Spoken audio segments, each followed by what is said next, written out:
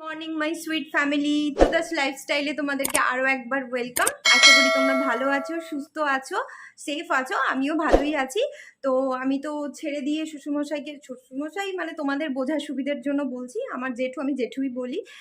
জেঠুকে তো ছেড়ে দিয়ে এসছি, কলকাতায় ছেড়ে দিয়ে সেদিন বাড়ি ফিরতে ফিরতে মোটামুটি তোমার 7:30 সন্ধ্যে 7:30 বেজে গেছিলো। ঠিক আছে, তো আজকে বৃহস্পতিবার আমি অফিসের জন্য রেডি হয়ে গেছি, স্নান করে নিয়েছি, ড্রেসটাও পরে নিয়েছি, এবার খাবো। এখন দেখো ঘড়িতে মোটামুটি 11টা বাজতে 10 মিনিট মতো বাকি আছে, এখনো পর্যন্ত খাওয়া হয়নি। আর বাইরে আজকে একটা রোদ উঠেছে, মানে এতটা গরম লাগছে, মানে আমি দেখো কানের গলার সমস্ত কিছু খুলে দিয়েছি, লিটারেলি ঘামছি দাঁড়িয়ে দাঁড়িয়ে। ফ্যানটা চালাতে পারছি না, তোমাদের সাথে কথা বলছি তাই। তো চলো আমি লাঞ্চ করি, লাঞ্চে কী কী আছে তোমাদেরকে দেখিয়ে দিচ্ছি, খেয়ে দিয়ে ঝটপট করে। আমি তো লাঞ্চ নিয়ে বসে গেছি, একদম এত গরম লাগছে না, মানে কি বলবো তোমাদের, গরম লাগছে মানে খেতে ভাত দেখলেই যেন গা গুলোচ্ছে এরকম মনে হচ্ছে। তো একদম অল্প করে একটু ভাত, কাতলা মাছের ঝোল আর কুঁদলি আলুর পোস্ত, আর নিয়েছি দেখো একটুখানি মৌরলা মাছ ভাজা, আরও দুটো তরকারি আছে আমি নিয়ে নিই, মানে খেতে পারবো না, খেতে ইচ্ছে করছে না। তো চলো আমার সুইটুকে একটু দেখে নাও তোমরা। Good morning. এখনো পর্যন্ত মাথার চুলটা ভালো করে মুছে নাও। তো চলো আমি লাঞ্চটা করে নিই, দেন তোমাদের সাথে কথা বলছি।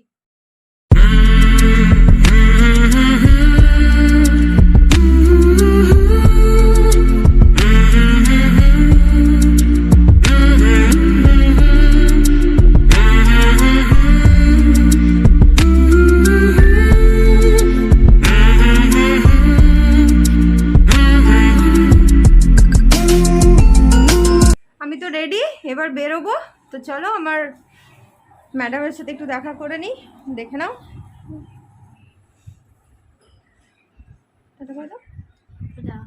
আসছি, হ্যাঁ। দেখো কখন ফল ফ্রুটস দিয়েছি, এখনো পর্যন্ত ফ্রুটস খাইনি, দেখেছো?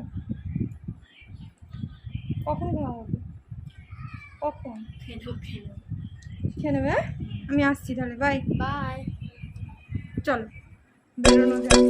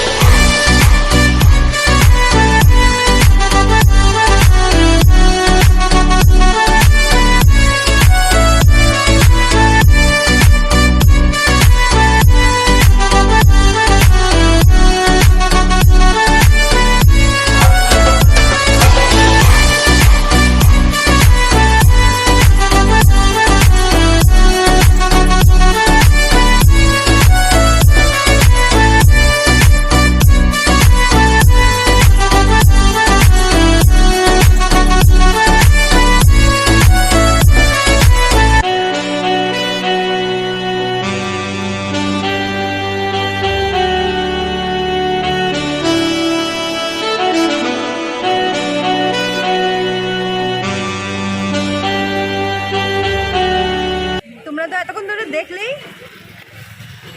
কি বলি,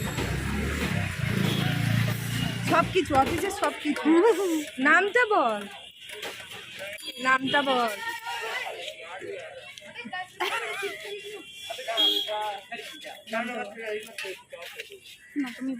না না না বল, লোকে কি বলবে, এত লজ্জা। শুনে নিও, নামটা মৌসুমি।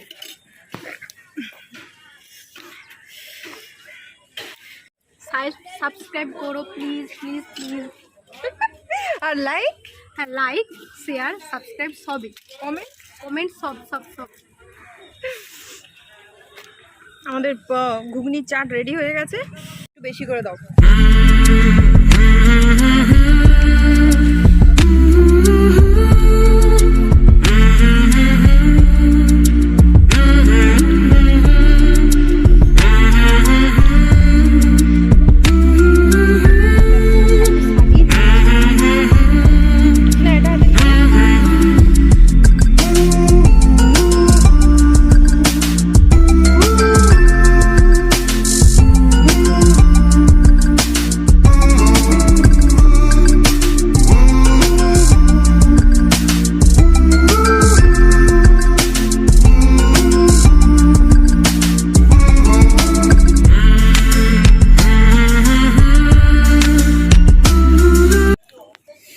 যে ঝাল লাগছে। কত 240।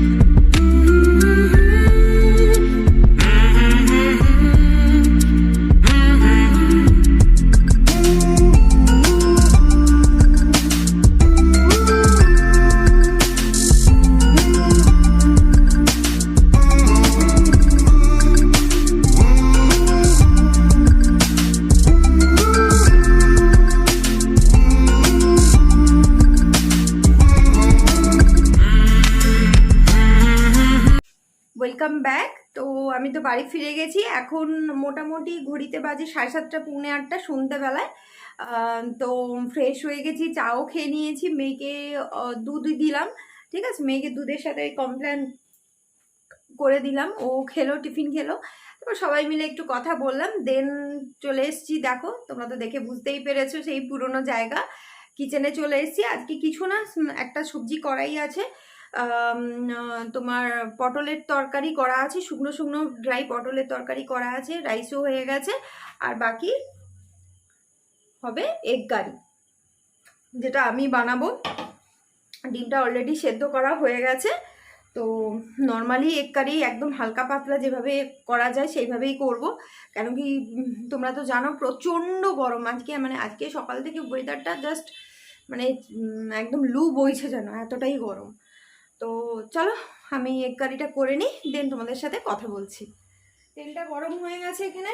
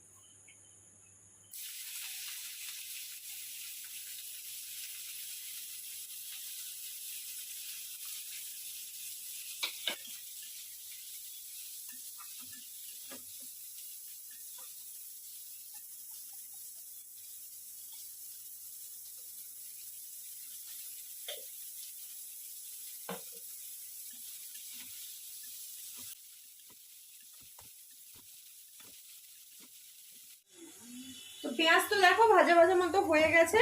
এবারে আমি নর্মাল যে চিকেন দো পেঁয়াজা টাইপের হয় সেটাই বানাচ্ছি।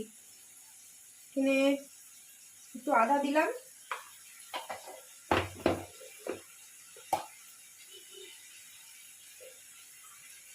রসুন পেস্ট,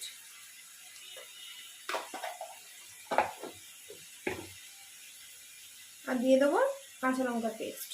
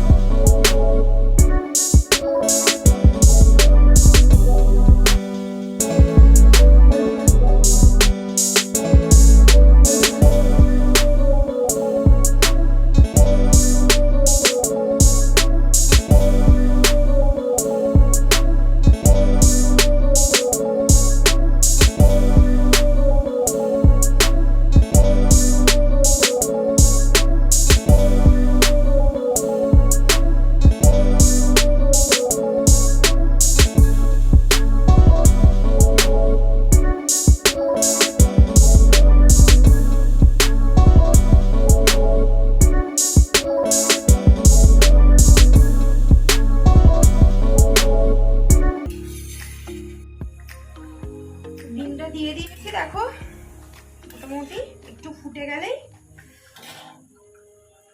নামিয়ে নেব। দুটো কাঁচা লঙ্কা চিড়ে দিয়ে দিয়েছি, একটু ফুটে গেলেই বন্ধ করে দিচ্ছি আমি। তো এগ কারি তো মোটামুটি রেডি, দেখো কালারটা ঠিক এরকম এসছে। একটু গ্রেভি রেখেছি, কেন কি সবাই ভাত দিয়ে খাবে তো সেই জন্য। চলো এটা ঢাকা দিয়ে রাখি এখন। তো আমার রান্না তো কমপ্লিট হয়ে গেছে, তোমাদেরকে তো আগেই বললাম। হ্যাঁ, একটা সবজি করা আছে, আর আজকে রুটি হবে না, এত গরম সেই কারণে রুটি হবে না, ভাতই খাবে সবাই। তো আজকে তো অফিস যাওয়ার পর একটু তাড়াতাড়ি বেরিয়ে পড়েছিলাম, কেন কি তাড়াতাড়ি ছুটি হয়ে গেছিলো।